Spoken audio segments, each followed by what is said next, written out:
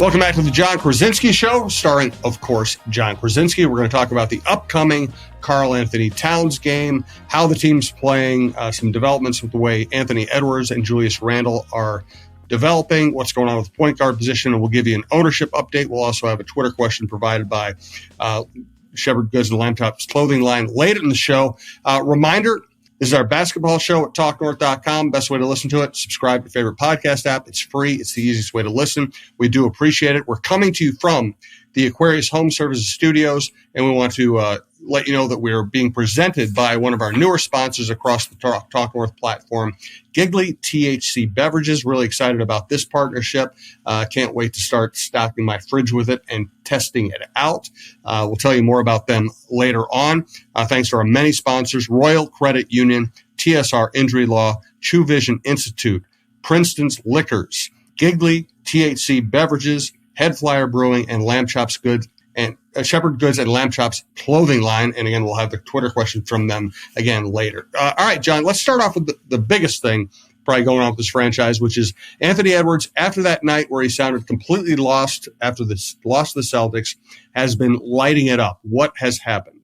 Yeah, I think that, what has happened is, in general, let's take the Memphis game out of it when he was just, completely discombobulated. But I think that for the most part, since that Boston game, the Wolves have found a way, and Anthony Edwards has found a way to understand that there is still an ability for you to get your shots, to get good offense going, even when you are doubled, even when you are seeing a lot of attention from other, from opposing defenses, because that is going to be the way it is for the rest of this season, is that opponents are going to load up on Anthony Edwards and force other players, Jade McDaniels, Julius Randle, Dante DiVincenzo, everyone else to beat them.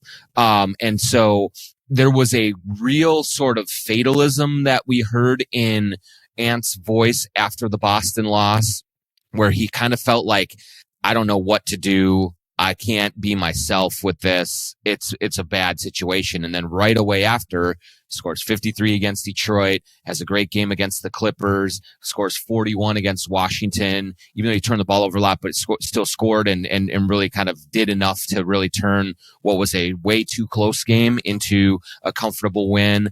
And so he's just finding ways to get a volume of shots while he's getting a lot of attention from the defense. And you can see, Jim, how that approach helps his overall demeanor. And, he said it in those remarks. He's like, I'm 23. I want to score.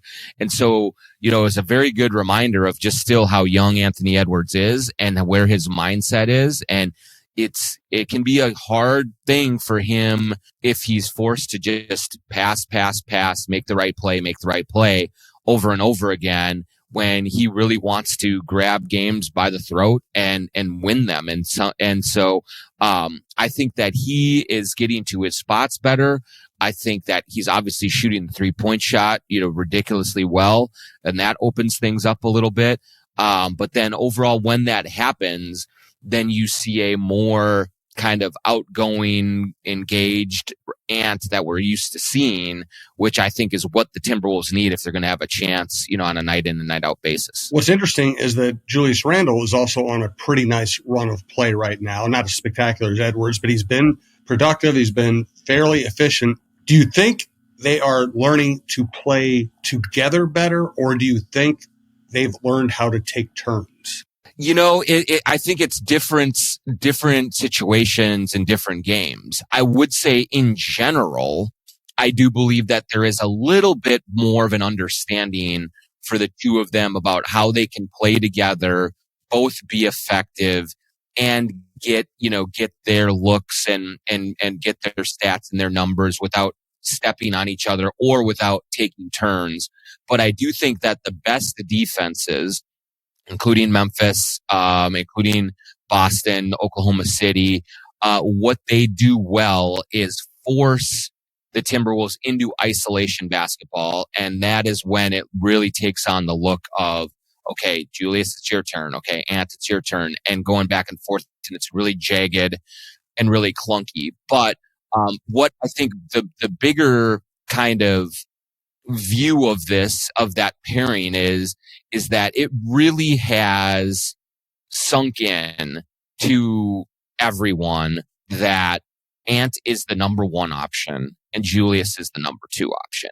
I think early on in the season, there was an effort on Ant's part to be like, Julius, this is your team as much as it's my team. We will make room for you. You go and we'll work around you. And I think that approach, while well-intentioned, it didn't really do this offense any favors, because then you got to a point where you were seeing Julius kind of just say, okay, I'm supposed to go here, so I'm going to go here. And instead, now as the kind of the season has gone along, and especially in these last four or five games, what I think you've seen is that Julius has really much more embraced a Robin role, in terms of he's not going to score 30 points in a night very often. He's probably going to score 20 to 23, but then he's also going to have 8 assists, and he's going to move the ball and try and grab some rebounds and do some of the other things. And then Ant is the one who, if there's going to be a big night scoring, it's going to be Ant at 30, at 41, like he had against Washington, 35, 36. That's the kind of recipe for this offense. And that also, I think the other part that Julius has been really good at so far is, in these last 5 games since they've changed the starting lineup, he's been very accommodating of Dante DiVincenzo and his scoring. So you get nights like against Memphis where DiVincenzo has 27 and he's kind of the second scorer. And so Randle is being a little more versatile and flexible with what he is giving this offense on a nightly basis. And I know everyone wants him traded, but I do think that is one thing that he has done very well, is sort of try to adapt to the Timberwolves much more than the Timberwolves have adapted to him. Well, you brought it up. It's not exactly time to obsess over the trade market, but fans do want Julius Randle traded. Yeah. From where I sit, I don't see it happening. I'm not sure it would be a good thing. How about you?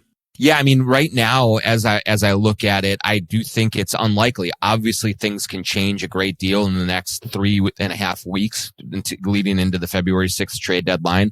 But there's a couple of things that factor into it. Number one, first and foremost, and we've discussed it on this show, is that Chris Finch really thinks highly of Julius Randle and thinks that he can help this team win at a high level. He thinks that this group is closer to turning the corner than a lot of people do. I think there's been some frustration, kind of with that perception in the public on Finch's part. It's just like you hear him in press conferences every chance that he gets. He is really kind of hyping up Julius Randle, and I do not think that is because he's trying to improve his trade value. I think that Chris Finch looks at Julius Randle, looks what he brings to the table, and says, this is a guy that we can win with, and that is doing a lot of things that can help us. He may eventually be proven wrong in that situation, in that stance and in that view, but Finch really likes him. And so, I think they want to stick with that and keep sort of exploring how, what else can be done to make this Ant and Julius pairing, this Julius and Rudy pairing work at a high level. Number two is that the Wolves are a second apron team. And that means that it is much, much harder to pull off trades of significance with other teams, because you are limited in what you can send out versus what you can bring back. You're looking at all sorts of different financial ramifications for it, but also in terms of just matching salaries going in and out. They have to be much closer together. Aggregating players is a no-no for the Wolves, and sending out like 2-for-1s and things like that. And so it just really does hinder the Wolves' deal-making ability, and it also hinders trades all over the place. I don't think that there are going to be a ton of trades league-wide going into the trade deadline, because this new collective bargaining agreement has made it so much more difficult for teams of, whether you're in the first or second apron, or whether you're not. It's just there's a lot fewer suitors that can meet the parameters of deal making to make things happen. It doesn't preclude and completely rule it out. It just makes it so much harder. And so in those cases, it was already hard to pull off trades before, but when you add in all of these other roadblocks, it's just really prohibitive in terms of making a trade. So, there are things that the Wolves will continue to look at, but I don't think as of right now, a Julius Randle trade is a likelihood or high on their list of priorities as they look at what to do to improve this team going forward. I think most of the improvement is going to be focused on internal improvement, on getting this team to play better, maybe, getting Rob Dillingham into the starting line, or not in the starting line, into the rotation when he comes back healthy. Josh Minot continuing to be added, things like that. That's going to be the focus for this team, at least for the next couple of weeks here. A lot more to get to, including Karl-Anthony Towns. Let's first, though, thank another one of our newer sponsors across the Talk North platform, Royal Credit Union. Save smarter and grow your funds faster with a certificate from Royal Credit Union. Royal's 4.25% 9-month certificate has no minimum opening balance and a locked-in rate for a guaranteed return at maturity. Open a 4.25% APY 9-month certificate at any Royal office or online at rcu.org/certificate saver. Early withdrawal penalties could reduce earnings and principal. APY accurate as of 12/5/24, insured by NCUA. And thanks to our long-running sponsor, one of our founding sponsors at Talk North, one of the companies that helped us get off the ground, TSR Injury Law. We know them as great partners and allies and fun people. We love the Nas Reed commercials, but what's important to you is if you're ever injured, you're just going to want to call 612-TSR-TIME. 612-TSR-TIME. You will deal with a lawyer. If they can't help you, they will point you in the right direction. If they can help you, they won't charge you unless they win your case, and they win a lot of cases. That's why you see the billboards. That's why you see Nas Reed's face everywhere. We trust them. You should trust them too. 612-TSR-TIME. Here's John for True Vision Institute. True Vision Institute in Bloomington. Go to truevision.com to set up a consultation like I did back in the summertime. And I've told you before, but I just cannot underscore enough what a difference it's made to have LASIK surgery from True Vision. Everything is easier in life without having to deal with the hassles of contacts and eyeglasses. I had been doing it since I was in 4th grade. And to get to a point this summer where you have the surgery, you get in and out of there, you have about a half of a day to recover from the procedure, and then you're seeing clearly without any help whatsoever. It's just a life changer. When I don't have to worry about spending money on glasses and contacts every other year. I don't have to worry about staying on top of the latest trends and styles with eyeglasses that seem to change every 6 months. I also don't have to worry about putting contacts in and keeping them out, keeping them clean, and taking all of the solutions and things on the road with me when I travel. I just get on an airplane and I go, and I have nothing that is weighing me down that way. So go to truevision.com to set up your consultation. When you go into True Vision, you will find the most inviting, the warmest environment of people who would just want to help you get to the right answer for you for your vision correction. And I cannot recommend them highly enough. I wish I would have done it 10 years ago. truevision.com. Thanks to Aquarius Home Services. We are presented to you by Aquarius Home Services. We're coming to you from the Aquarius Home Services studios, and we want you to know more about Aquarius Home Services. All right, so another matchup with Karl-Anthony Towns. I still think we're in the early stages of developing any kind of a final grade on this trade. So far, obviously, Towns has played very well for a very good team, and the Wolves are still trying to figure things out. How would you assess it at this point?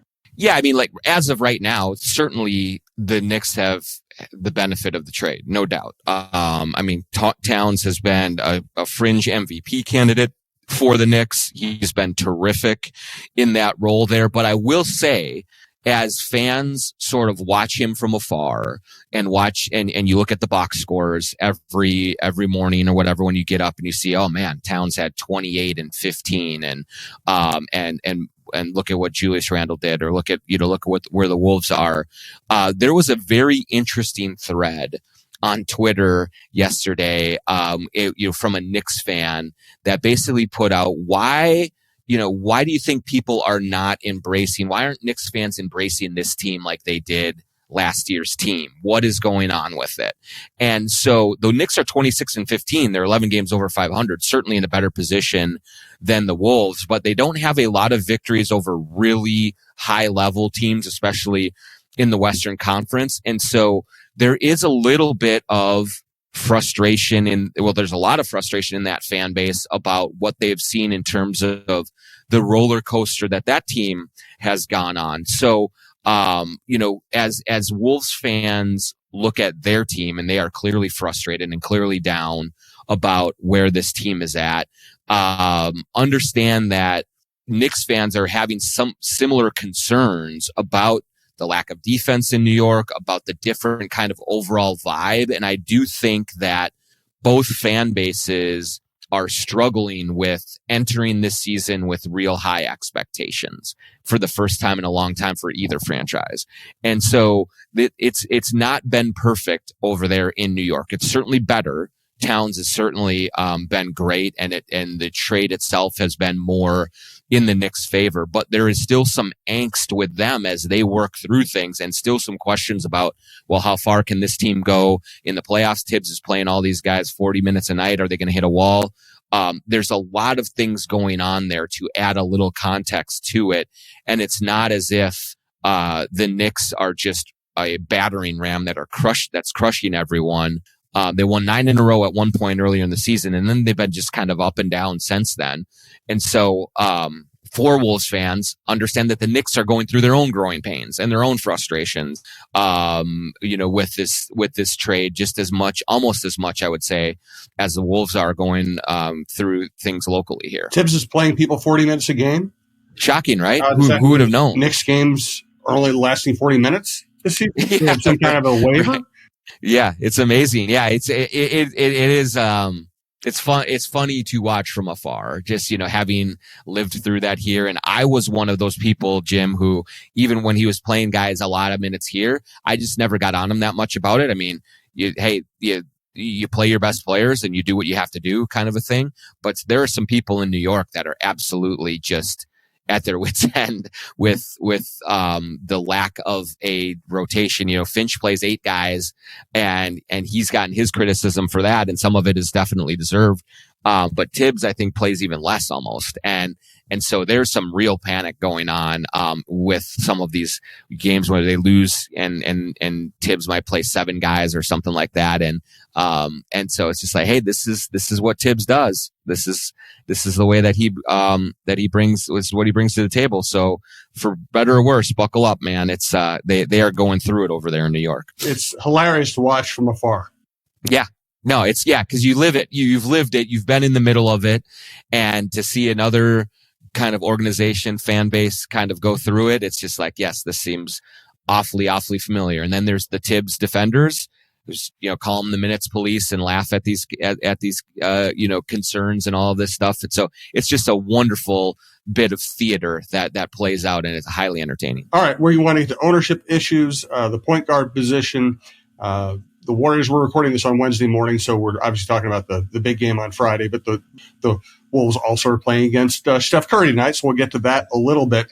Want to welcome Giggly THC Beverages. You want to keep the party going without next day regrets? Say hello to Giggly THC Beverages, your new social sidekick for good vibes and even better taste. No alcohol, no bad decisions, just THC-infused cocktails, seltzers, and teas packed with natural ingredients and superfood extracts like ashwagandha and ginseng. If I screwed up the first one, I'll correct it in the future.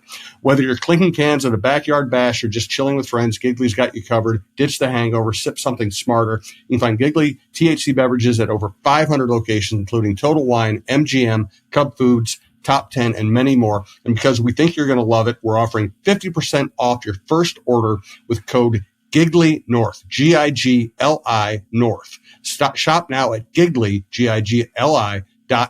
No alcohol, no hangover, just giggles. You can find more information at Gigli.com. Also want to thank Shepherd Goods and Lamb Chops clothing line.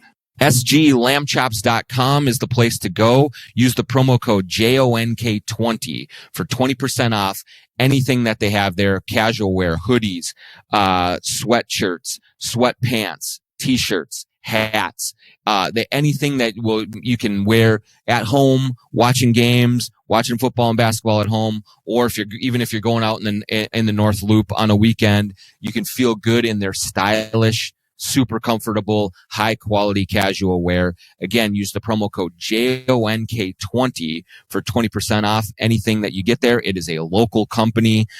Jordan and Craig are courtside at Wolves and Lynx games. You see them all over the place. They are invested in this community. They have, kind of the AAU or the semi-pro, their pro-am teams in the summertime. They put a lot back into this community. And so we want to support the people that are a part of this community as well at sglambchops.com. At the end of this show, we will have a Twitter question with a free giveaway for the question that is selected. And so, big ups to Lamb Chops for being a part of that and being a part of this, the show now for over a year now, I believe. It's been a great partnership. And just go there, sglambchops.com, get some great clothes that will last you a long time and make you look good and feel good. And then hang around, at the end of the show to see if your question was picked, and maybe you'll get something free out of it. Yes. Thanks to all of our sponsors. We really do appreciate it, and appreciate all of our listeners as well. So how do you think the point guard machinations are going right now?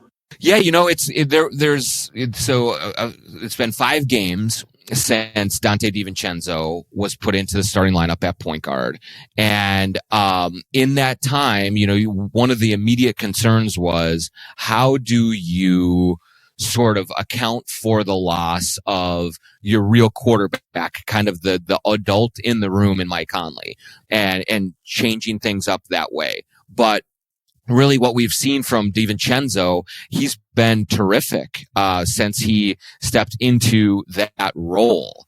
He had 27, 10 and 7 against Memphis. He's really kind of assumed a role of not necessarily the natural prototypical point guard, but he has a much, I think, easier time fitting in with Julius Randle and Anthony Edwards in that starting group, in terms of those two are going to have the ball the majority of the time with that group. And so they need someone who can operate off ball, who can kind of relocate for 3-point shots, grab it and go to the basket, kind of create a little bit, but certainly just be a threat from the perimeter. And I do think that Mike Conley struggled a lot of times to find his role in that offense when the ball wasn't in his hands. It did not help that he has not shot the ball from 3 very well for much of the season, but I just think that it's a more natural role for Dante DiVincenzo with that group than it is for Mike Conley. And conversely, I think Conley has played better by and large as a second unit point guard, with the second unit and having the ball more in his hands. We usually, maybe he's not playing as much with Ant. Maybe he's playing a little bit more with Julius, or with just one of them and not both of them. And so that gives him a little bit more license to be aggressive, offensively, look for his own shot a little bit, but then help others as well. And so I think it also allows Chris Finch to limit Mike Conley's minutes more naturally. It's hard to play a player 22, 23 minutes in a game when you're starting him, because there's going to be essentially like 4 shifts in the game for him. And so if it's really around 5 minutes a shift or 5:30, it's hard for Conley to get in a rhythm. But with coming off of the bench, it's 2 or 3 shifts. And so it's longer shifts that you can have him out there and he can get more of a rhythm and feel more comfortable as well. So I think that the arrangement is working very, very well. And I know that Chris Finch didn't really necessarily want to do it or didn't think that that was the big problem.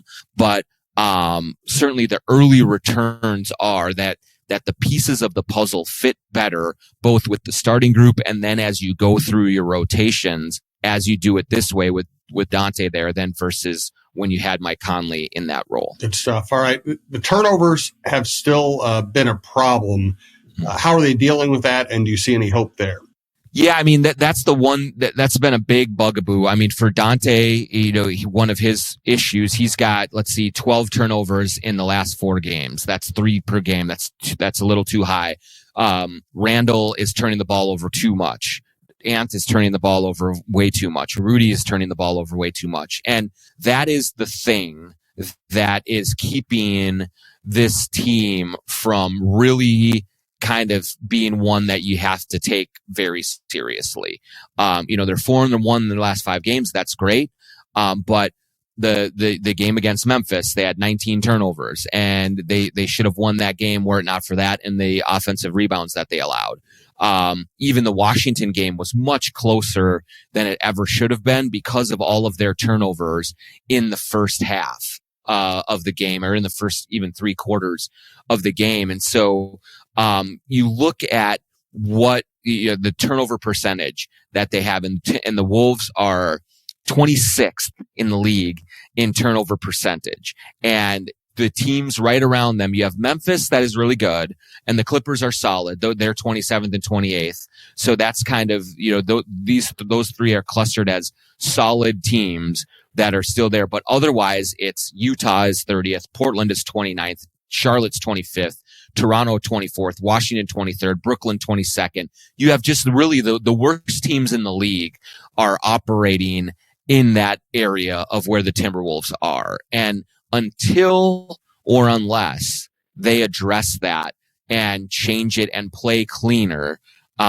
they're going to have a ceiling on them that is lower. They're going to lose games they shouldn't lose. They're going to keep teams in games that shouldn't be in them. And they just have to play a smarter, more careful style of basketball, because that is just murdering them on a night in and night out basis. Now that you hit on the question, Jim, I don't know if they are capable of changing it to a significant degree. It seems like a lot of their guys, Rudy is turnover prone. Ant is turnover prone. Julius does seem to be a little turnover prone. There are guys that have the ball in their hands that just turn the ball over, and it's a part of their game. And so, how do they combat that? Well, they have to get back on defense better, be in transition, and limit opponents' opportunities that way. But, it should be priority number 1 for them, is looking at doing things that will limit their turnover percentage and address that in some meaningful way, because that is the thing that is limiting their possessions, that leads every game. The opponent has more field goal attempts than the Wolves do. And so, if they don't find a way, I will say that certainly means that they are maybe a play-in team, maybe they're a first-round team, and that's it. I don't see them being able to progress deeper into the playoffs without finding a way to get a handle on their turnovers. 2 more things today. We'll end with the Twitter question from Shepherd Goods Lamb Chops Clothing Line. Any ownership situation updates? Yeah, so the owners, the 2 sides, Mark Lowry and Alex Rodriguez, and then Glenn Taylor and Becky Taylor, they met on Friday of last week for this final step of the arbitration process, where they had filed some briefs some closing briefs and gone over essentially like some closing arguments that allowed the arbitration panel to ask them their final questions before they went into deliberation. Now, a lot of Wolves fans will be like, well, hey, wait a minute. I thought it was supposed to be done in December. Well, I think it was, but Glenn Taylor then had hip surgery. I think there were some delays in the scheduling of everyone to get everyone together, but they did do that on Friday. And so now essentially there is a 30-day window that opens from the Friday, from January 10th for this arbitration panel to offer a ruling. So the very next step now is a ruling, and we are in that window now. Now it could be, they could issue it tomorrow, but most people I think expect it to be a little bit later in January or early February before we get any kind of clarity from the panel on which side they chose. So if they choose that Mark Lowry and Alex Rodriguez were in the right in this dispute, then what that does is it gives them the 90-day window that they said that they were entitled to in the contract and allows them to go through the final approval process with the NBA. If Glenn Taylor comes out on top on this, then essentially the team stays in Glenn Taylor's hands and they go forward status quo that way. But we are finally through all of the procedural process of this thing, and now we are into deliberation by the panel, and there will be a ruling issued at some point, likely in the next maybe 3 weeks or so. And we will get some sort of clarity on it. So we're getting closer at least. And we're just kind of all waiting with bated breath to see what happens there. Yes, we are. All right, let's wrap up with the Shepherd Goods and Lamb Chops Clothing Twitter question of the day.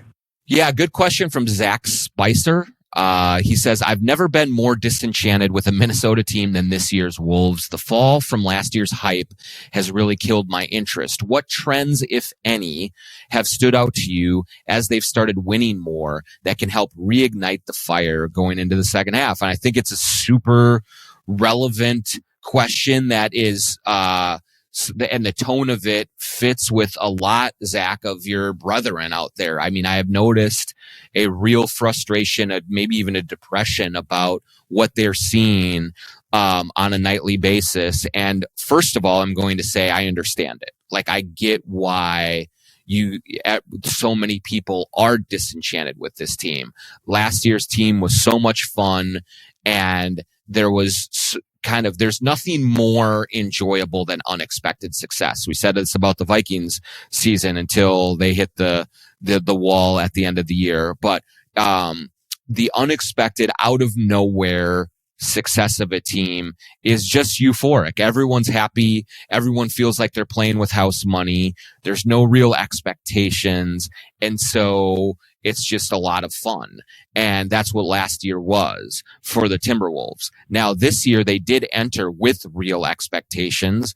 And I feel like that has been an anvil hanging around the necks, not only of fans who just want so badly for a team to be relevant and play well and kind of deliver, but also for coaches and players. I think that, the status that they have been given from last year's success has really been a pressure point for a lot of them. You can see it in their faces. You can feel it just in like the way that they're carrying themselves.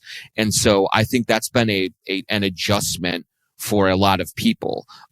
So I understand. I think it's perfectly understandable that you're like, gosh, this stinks, man. Like, what? I was so pumped for this season, and it's just been blah. But I will say, like, from my perspective, there are some things that you look at that can say, okay, maybe this team isn't as far away as it feels like when you watch them. And the first thing is that since they have switched the starting lineup, they're 4-1. The new starting lineup, the 5-man group with DiVincenzo at the point guard, it has a plus 17.2 points per possession net rating in 65 minutes together. So the previous starting lineup had a plus 0.2 net rating. So it was clear for those starters that we talked about it at so much that group was not working. It wasn't meshing well. They weren't giving the Timberwolves the advantage that the best starting lineups in the league give their teams.